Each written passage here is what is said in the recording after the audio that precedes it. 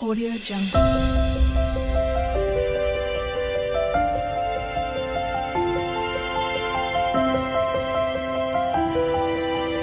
Audio Jungle. Good morning বন্ধুরা, সবাই কেমন আছো?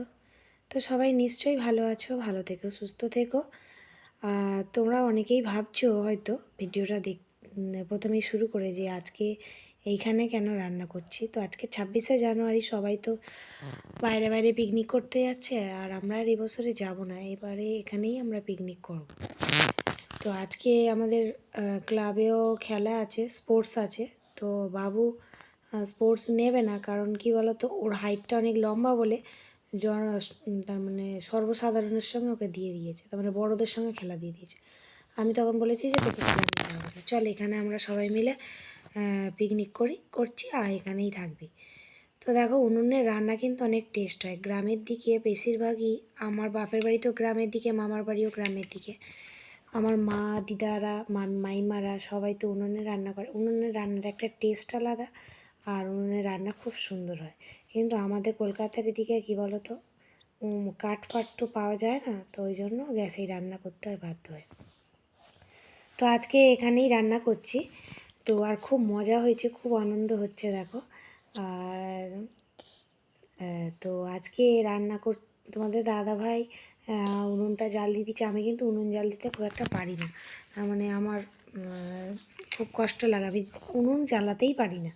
এমনি জ্বালিয়ে দিলে আমি টুকটাক করে একটু জাল দিতে পারি। তো দেখো, তোমাদের দাদাভাই উনুন জাল দিয়ে দিচ্ছে, আর আমি এখন রান্না করছি।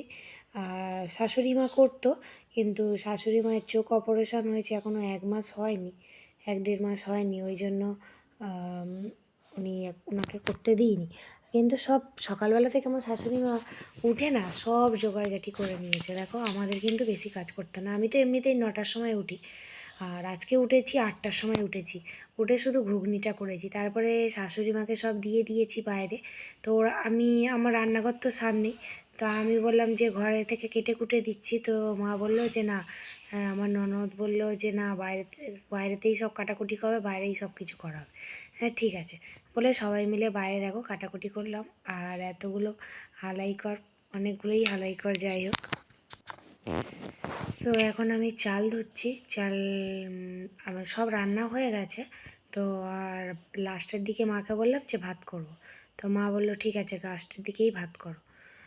তো তারপরে দেখো, ভাতটা বসিয়ে দিয়েছি, কিন্তু আমি না আন্দাজ বুঝতে পারিনি, আমাদের 4 জনের আন্দাজটা আমি বুঝতে পেরেছি।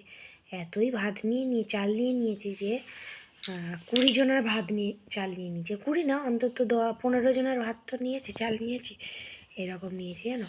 আর বাঁধাকপিটা এত টেস্ট হয়েছে। তো দেখো, বাঁধাকপি দিয়ে মাংস করেছি, আর এই দেখো কত ভাত, আর করেছি কালবাটের তরকারি, পাঁপড়, চাটনি। এই হয়েছে আজকের মেনু। তো তোমরা যারা যারা খেতে চাও তো তাড়াতাড়ি চলে আসো। তো কালকেও আমি ভিডিও দিতে পারিনি, তার কারণ আমার না এইগুলো খেয়ে আর শরীরটা খারাপ লাগছিলো, ওই জন্য ভিডিও দিতে পারিনি। আর দেখো, খেতে ফাইনালি বসে গেছি, সবাই মিলে মজা করে খাচ্ছি। আর আমার একটাই, কি বলবো, গর্বে বুক ভরে উঠছে। আর আমি এত বছর পরে কোনো দিন এতটা আনন্দ আমি পাইনি, আজকে এতটা আনন্দ পেয়েছি। আমার মানে আনন্দে বুক, মন, প্রাণ সব ভরে গেছে। এত বছর পরে এত আনন্দ আর এত মজা করেছি যে আমি বলেও তোমাদের বোঝাতে পারবো না। দেখো, মানে সব শাশুড়িরা কিন্তু খারাপ হয় না। অনেকে বলে শাশুড়ি মারা খারাপ, শাশুড়ি মারা খারাপ, কিন্তু সব শাশুড়ি মারা ভালো হয় না। বউদেরকেও একটু ভালো হতে হয়, নিজের মতো করে নিয়ে, নিজের মাকে যেমন নিজের করে ভালোবাসতে হয়, তেমন নিজের শাশুড়ি মাকেও নিজের মায়ের মতো করে ভালোবাসতে হয়। তাই দেখো, আজকে আমার শাশুড়ি মা আজকে আমাকে ভাত খাইয়ে দিল। শুধু আমাকে না, সবাইকে ভাত মেখে, সবাইকে, তার মানে আমার হাজব্যান্ডকে, আমার ননদকে, আমাদের সবাইকে ওই দেখো মাখিয়ে মাখিয়ে সবাইকে খাইয়ে দিচ্ছে। তো এর থেকে আর পাওয়া কি হতে পারে বলো তোমাদের? আমার তো আনন্দে বুক ভরে উঠছে, তোমাদেরকে কি বলবো।